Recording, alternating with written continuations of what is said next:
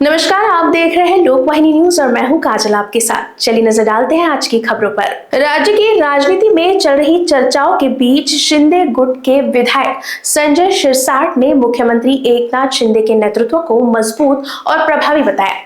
हाल ही में फैल रही मतभेद की अफवाहों को खारिज करते हुए उन्होंने स्पष्ट किया कि शिंदे, अजीत पवार और देवेंद्र फडणवीस के नेतृत्व में गठबंधन सुचारू समन्वय के साथ कार्य कर रहा है। शिरसाट ने शिवसेना ठाकरे गुट के बयानों पर अप्रत्यक्ष प्रतिक्रियाएं देते हुए राजनीतिक संवाद में अधिक संयम और सकारात्मकता की अपेक्षा व्यक्त की है। एकनाथ शिंदे साहेबाला संघटन करता येत नाही, कशाला त्यांच्या विरोधात बोलतो? आज अशी परिस्थिती झाली की एकनाथ शिंदे साहेबांचं नाव घेतल्याशिवाय तुमचा दिवस निघत नाही। हीच खऱ्या अर्थानं एकनाथ शिंदे साहेबांची ताकद आहे। एकनाथ शिंदे साहेब जे ठरवतात ते करतात, हे अख्खा महाराष्ट्र जाणू नये आणि त्यातल्या त्यात हे हा विरोधी पक्ष जाणू नये। म्हणून एकनाथ शिंदे साहेबांनी जर एखादा ठरवलं तर ते कोणतंही कार्य असो ते पूर्णत्वाला नेतात। म्हणून एकनाथ शिंदे साहेबाला टार्गेट करण्याचा प्रयत्न हे लोक करत असतात, परंतु जितकं टार्गेट कराल तितकं एकनाथ शिंदे साहेब आणखीन उंचीवर जाते। महाराष्ट्रामध्ये आज एकनाथ शिंदे साहेबांचा चेहरा हा सर्वांना आवडतोय, सर्वजण त्यांच्या पाठीशी उभे राहत आहेत, हीच त्यांची पोटदुखी आहे। म्हणून एकनाथ शिंदे साहेबाला टार्गेट कसं करायचं, त्यांच्यावर आग परकड कशी करायची, ते त्यांचे आमदार कुठणारे कसं बोलायचं, या सगळ्या बाबी ज्या आहेत ना मुद्दामून कुठेतरी डिस्टर्ब करण्याचा प्रयत्न करतायत। परंतु एकनाथ शिंदे साहेब सर्वांना पुरून उरतील आणि अत्यंत हे नेतृत्व महाराष्ट्राला दिशा देणारा असणार आहे। सीएम असे म्हणाले की या निवडणुकीमध्ये आम्हीच सगळ्यात मोठे असू, याबाबत वाद नाही, माझे मित्र पक्ष सोबत आहेत, पण ते दुसऱ्या आणि तिसऱ्या नंबरवर राहतील। ते ठीक आहे, ते निकालानंतर कळेल। आम्ही कधी असा आग्रह केलेला नाहीये, कधी आम्ही असे हे बोललेलो नाहीत, परंतु ही निवडणूक कार्यकर्त्यांची, ही निवडणूक तेवढ्या जोमाने, जोशाने आणि ताकदीने लढवायची, हे शिंदे साहेबांनी आम्हाला सांगितलेलं आहे। तुम्ही पाहत असाल की नगरपालिकेच्या निवडणुकीमध्ये, जिल्हा परिषदच्या निवडणुकीमध्ये हे जे काही वरिष्ठ नेते असतात ना, हे कधी फटकतही नव्हते। आज उभाटाची परिस्थिती काय, त्यांच्याकडे त्यांचे उमेदवार किती उभे आहेत विचारा त्यांना, उमेदवार उभे नाहीत। काही लोक विड्रॉ करतायत। लातूरमध्ये 11 लोकांनी फॉर्मच विड्रॉ केले नेत्यांचं लक्ष नसल्यामुळे।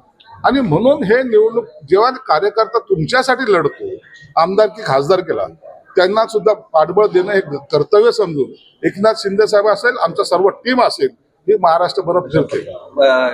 भाजपने एक सर्व्हे केला आहे ज्यामध्ये 175 नगराध्यक्ष भाजपची निवडून येणार असा दावा केला आहे।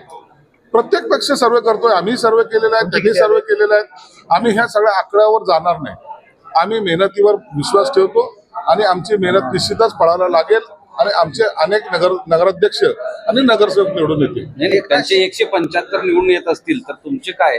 असं आकडेवारीमध्ये आम्ही जात नाही, आम्ही लोकांवर हे सोडलेलं आहे आणि जेव्हा त्यांचा रिझल्ट येईल तेच खरी आकडेवारी आम्ही मानतो। सध्या एकनाथ शिंदे त्यांच्या व्यासपीठावरनं नेत्यांना फोन लावतात आणि प्रश्न सोडवतात। आपण बघतोय गेली काही दिवस त्यांचे काही व्हिडिओ व्हायरल होते, त्याची मिमिक्री केलेली आहे। मी तुम्हाला वाक्य वाचून दाखवतो।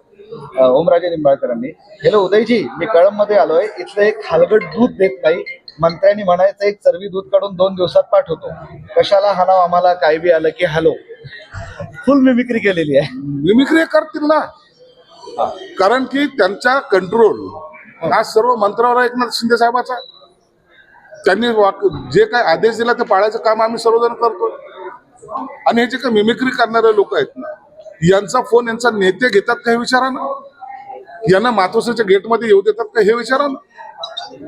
संघटना अशी चालत नसते, संघटना चालवण्यासाठी तेवढा एकमेकाशी संबंध घट्ट असावा लागतो। म्हणून शिंदे साहेबाचा आदेश आम्हाला सर्व मान्य असतो आणि लोकांना जर ते सर्वाधिक सांगत असतील तर ती मोठी जबाबदारी त्या संबंधित मंत्र्यावर पण येते आणि शिंदे साहेबावर पण येते। निवडणूक 2 महिने, 1 महिन्याभराच्या 2 दिवसाच्या आहे, परंतु निवडणूक झाल्यानंतर त्या कामाची जर तुम्हाला अंमलबजावणी करता आली नाही तर पुढे निवडणुका येतीलच ना।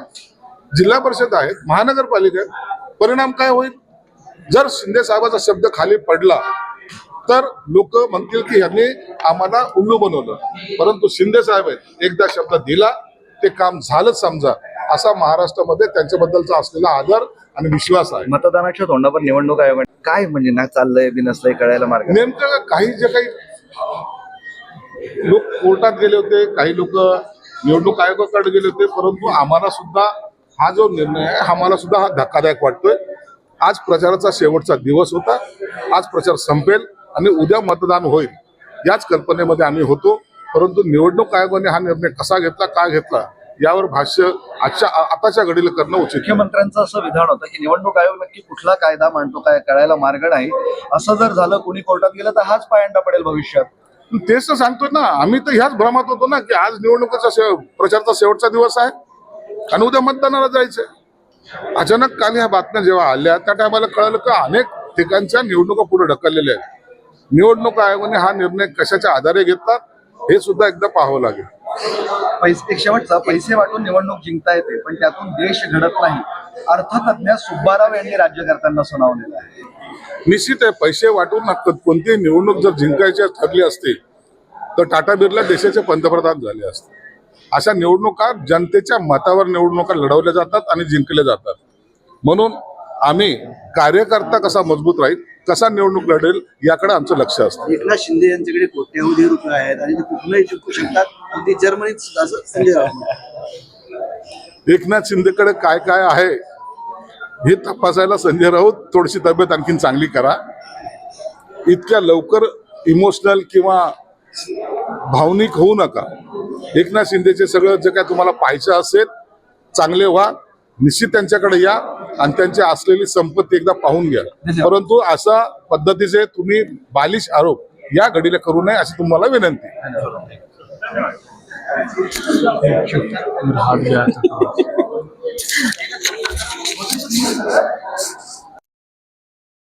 निवडणुकीमध्ये भारतीय जनता पार्टीचे नेते मुख्यमंत्री देवेंद्र फडणवीस साहेब असतील, एकनाथ शिंदे साहेब असतील, हे वेगवेगळ्या ठिकाणी आपल्या सभा धडाक्यात त्यांच्या सुरू आहे.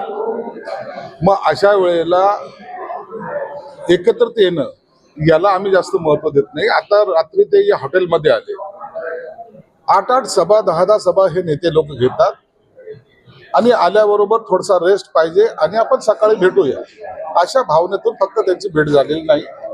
परंतु आले मग रात्री एकमेकाला उठवलं का नाही, त्यांच्या हातात हात का नाही घेतला, हे प्रश्न आमच्या समोर गाऊन आहे. देवेंद्र फडणवीस साहेब असेल, एकनाथ शिंदे साहेब असेल, अजितदादा असतील, यांचे संबंध अत्यंत चांगले आहेत.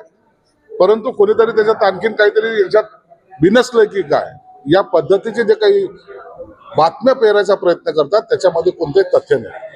अमित शहा हेच शिंदे सेनेचा कोथळा काढणार असं संजय राऊत म्हणाले. बऱ्याच दिवसांनी आज आले ते आणि बोलले.